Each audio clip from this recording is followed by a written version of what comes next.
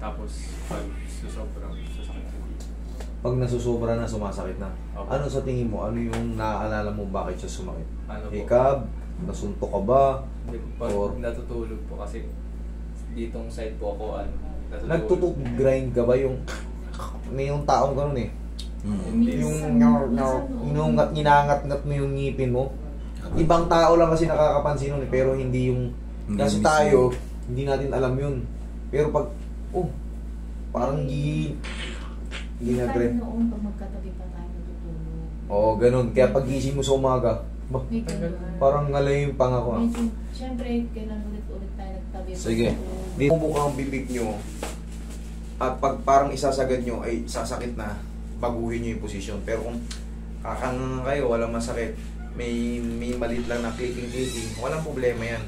Pero pag ikaw, yan nga, hirap kang ngumanga, nakala, tapos pag kumakain nga, ang bilis mong parang mapagod, may sumasakit na paunti-unti dito, sa may mismong jaw, pabago niyan. Tanggalin mo muna to, idol, baka malaglag eh. Okay, sige. Nga. Ayan ano, parang hindi niya mapuwersa. Okay, isa pa. Okay.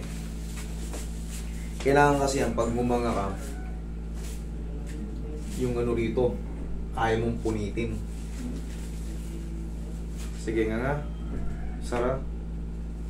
Okay. Yung dito lang naman po yung sumasakit. Wala po dito. Isa pa. Sara. Okay nga. Dahan-dahan, Sara. Okay. Sige nga ang diretso. Dahan-dahan, Sara.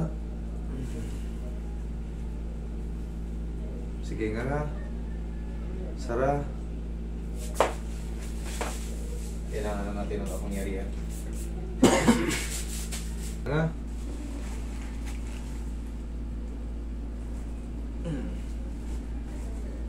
Yan. Ah. Yan. Okay. Ganun ka. Sara. Abate. Last na to. Na, malaki na. May naramdaman pa rin po ako dito. Dito, konti. Opo. Sige nga. Sagad. Sara. Okay. Sige nga. Nga. Dahan-dahan, Sara. Yeah, thank you. Yung mararamdaman mong konting-konti, parang yung pinaka-trauma na lang yan. Pero kaya mo nang i-ano mo yan. Kaya mo nang ingangan ng todo yan. Tapos, 1 to 2 days, pag na-relax ka na, o kaya pag uwi mo sa bahay mo, ano bang tinitake mo? Kape, Milo, gatas. Minsan kape po. O yan, pag magano ka, pag uwi niya, take mo lang ng coffee na medyo, yung kaya niya nainit, tapos parang gaganon mo lang muna. Parang i-hot compress mo yung sarili mo sa loob. Tapos, yun nga, maano mo na yan. Yan. May sakit pa rin. Masakit pa rin konti? Ano? Dito? Sige. Pero kita mo, kaya mo nang yun. Extend.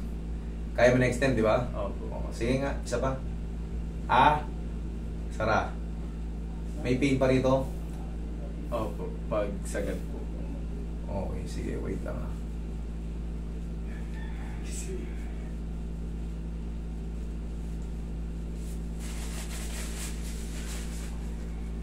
Okay nga.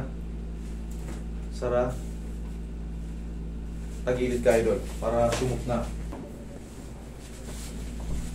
Sige nga, malaki. Dahan-dahan, Sara. Iyon. Paragis ka. Salamat. Okay. Dito.